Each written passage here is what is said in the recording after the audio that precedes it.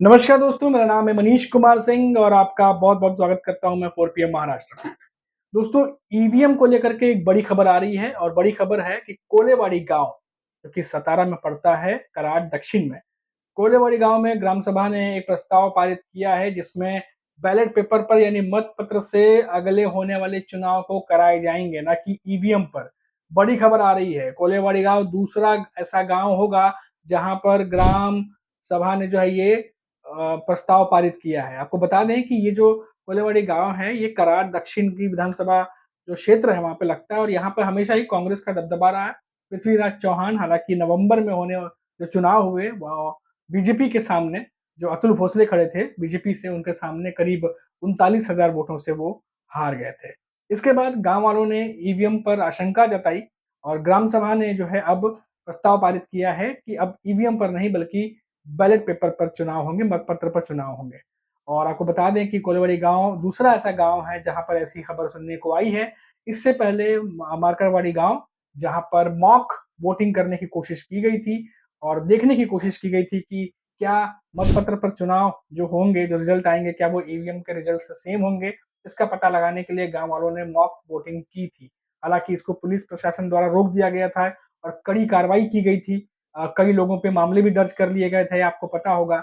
और उसके बाद अब कोलेवाड़ी गाँव जो है वो दूसरा ऐसा गाँव है जहाँ पर ग्राम सभा ने प्रस्ताव पारित किया है। हालाँकि आपको बता दें कि जो सतारा के कलेक्टर हैं, उन्होंने कहा है कि उनके पास कोई ऐसा प्रस्ताव अभी तक आया नहीं है। अगर उनके पास कोई प्रस्ताव या उनकी जानकारी में कोई ऐसी चीज़ आती है, तो उसके हिसाब से उस पे बात की जाएगी। तो ये बात कलेक्टर जो हैं सतारा के वो कहते नज़र आए। तो कुल मिलाकर बात ये है कि क्या एक और गाँव, माकड़वाड़ी गाँव के बाद एक और गाँव जो है वो ईवीएम के खिलाफ जो है क्या कोई प्रस्ताव वाक़ई में पारित कर चुका है? क्या कोई नया नियम जो है गाँव की ग्राम सभा ने बनाया है? ये अपने आप में सबसे बड़ी बात है लगातार।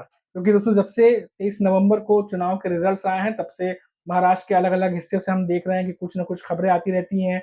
ईवीएम पे सवाल खड़े किए जा रहे हैं, एनडीए गठबंधन के नेताओं द्वारा।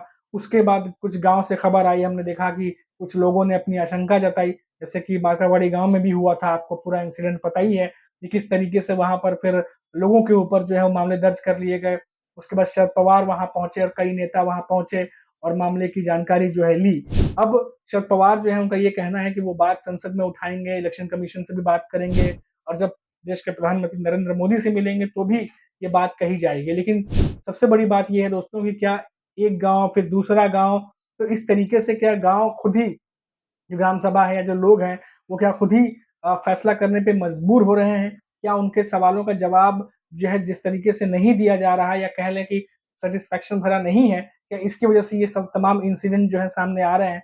ऐसे में एक साफ बात दिखती है कि इलेक्शन कमीशन को कम से कम साफ तौर पर कुछ इस तरीके की बात कहनी चाहिए या क्लैरिफिकेशन देना चाहिए, ये जो इंसिडेंट एक के बाद एक महाराष्ट्र के गाँव से निकल कर आ रहे हैं, ये रुक जाएँ। जो स्थिति बनी हुई है ईवीएम को लेकर के, जो आशंकाएँ हैं, जो सवाल हैं, उसका समाधान करना बहुत ही ज़रूरी है। नहीं तो आने वाले समय में जो है वो बहुत ही मुश्किल होगा जब लोग जो है इस पर सवाल खड़े करेंगे या उस पर आशंका जताएँगे, तो ये बहुत ही जो है एक दुर्भाग्यपूर्ण होगा क्योंकि अभी एमवीए के नेता सवाल खड़े कर रहे हैं। हमने देखा है कुछ गाँव के लोग भी अब इसमें जो है वो शामिल हो रहे हैं। तो ये बड़ी अजीब-सी स्थिति जो है इस बार महाराष्ट्र के चुनाव के बाद जो है आई है और जो मैंने अभी आपको रिसेंटली बताया कि किस तरीके से एक गाँव है जहाँ पर फिर से मामला सामने आया कि ग्राम सभा ने खुद ही प्रस्ताव पारित कर दिया। हालाँकि कलेक्टर और जो हैं वहाँ के, उन्होंने कहा है कि उन्हें इसके बारे में कोई जानकारी नहीं है। तो देखते हैं अभी कोई भी अपडेट निकल के सामने आएगी, हम आप तक वो ज़रूर पहुँचाएँगे। फिलहाल अभी के लिए इतना ही। आप देखते रहिए 4 पीएम महाराष्ट्र। नमस्कार।